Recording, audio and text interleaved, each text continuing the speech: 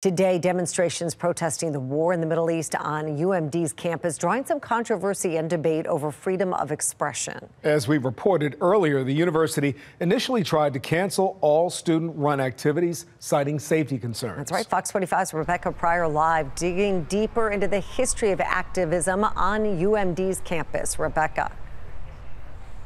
Yeah, Mary and Kai, as you said, although this event in itself has drawn sharp criticism and safety concerns, it is far from the first time that demonstrators have dawned on UMD's campus. In fact, in decades past, some rallies were much larger and more contentious than what we're seeing today. Obviously, there's only a handful of people here now trying to fly kites. However, the university is seemingly responding differently now than they did back then.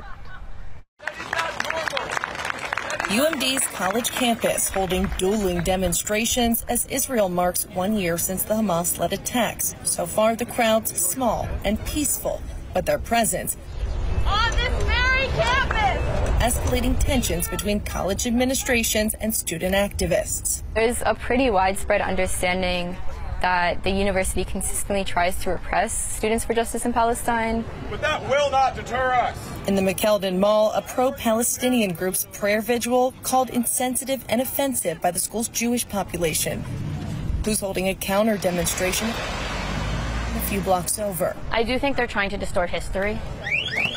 Citing threats of violence, sparking safety concerns, the university attempting to cancel all events that weren't school-sponsored today until the decision was shot down by a federal judge.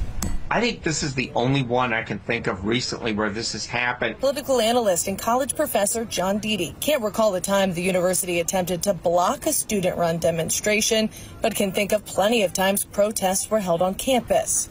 Recently, during the Black Lives Matter movement, students marching with signs and flyers, as well as rallies for marriage equality in the early 2000s. But most notably, in 1970, another call for peace. Students holding massive sit-ins and marches protesting the Vietnam War.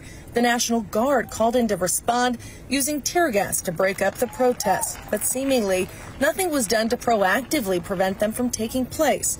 According to Deedy, it's 30 days until an election. The difference might be politically motivated. If Harris is elected, things may be looked at differently as far as funding for colleges, attitudes, etc. Potentially causing colleges to take a stronger stance against disorder. Universities are usually much more liberal and democratic, and they don't want to create situations that voters say, oh, it's Biden and Harris and all this stuff that's allowing this stuff going on.